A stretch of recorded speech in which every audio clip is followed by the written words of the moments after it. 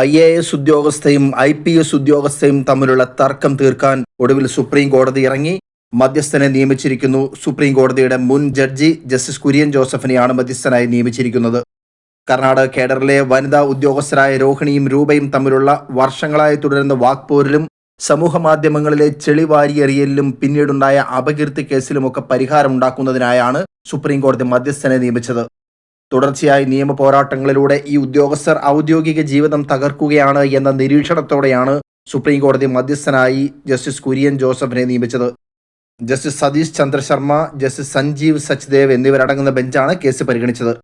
2023 IAS ഉദ്യോഗസ്ഥയായ Rohini സിന്ദൂരിക്കെതിരെ IPS ഉദ്യോഗസ്ഥയായ D രൂപ സമൂഹമാധ്യമമായ ഫേസ്ബുക്കിലൂടെ ചില ആരോപണങ്ങൾ ഉന്നയിച്ചതോടെയാണ് തർക്കം തുടങ്ങിയത്. IAS ഉദ്യോഗസ്ഥയായ രോഹിണി സിന്ദൂരി തന്റെ സ്വകാര്യ ചിത്രങ്ങൾ സഹപ്രവർത്തകർക്ക് അയച്ചു കൊടുത്തു എന്നായിരുന്നു IPS ഉദ്യോഗസ്ഥയായ രൂപയുടെ ആരോപണം. സാമ്പത്തിക ആരോപണം, ഇരുവരും ജോലി ചെയ്ത സ്ഥലങ്ങളിലെ പ്രശ്നങ്ങൾ ഇവയടക്കം പരസ്പരം ആരോപണം ഉന്നയിക്കപ്പെട്ടു. സമൂഹമാധ്യമ പോസ്റ്റിനെതിരെ രോഹിണി അപകീർത്തി കേസ് നൽകി.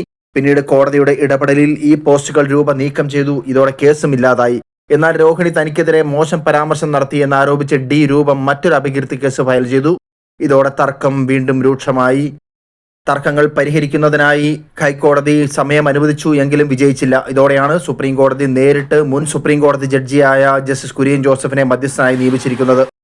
വിഷയം വൻ വിവാദമായതിനെ തുടർന്ന് കർണാടക സർക്കാർ 2 പേരെയും അന്ന് പദവികളിൽ നിന്ന് നീക്കിയിരുന്നു. കർണാടക നിയമസഭയിൽ വരെ ഈ വിഷയം ഉന്നയിക്കപ്പെട്ടിരുന്നു. മധ്യസ്ഥ ചർച്ചകൾ നടക്കുന്ന പശ്ചാത്തലത്തിൽ ഇരുവരും പരസ്പരം നൽകിയ അപകീർത്തി കേസുകളിലെ തുടർ നടപടികൾ സുപ്രീം കോടതി താൽക്കാലികമായി സ്റ്റേ ചെയ്തു. പരസ്പരം ആരോപണം ഉന്നയിക്കുന്ന ഈ IAS IPS ഉദ്യോഗസ്ഥർ 2 പേരും ജസ്റ്റിസ് കുര്യൻ ജോസഫിന് മുന്നിൽ ഇനി ഹാജരാവണം.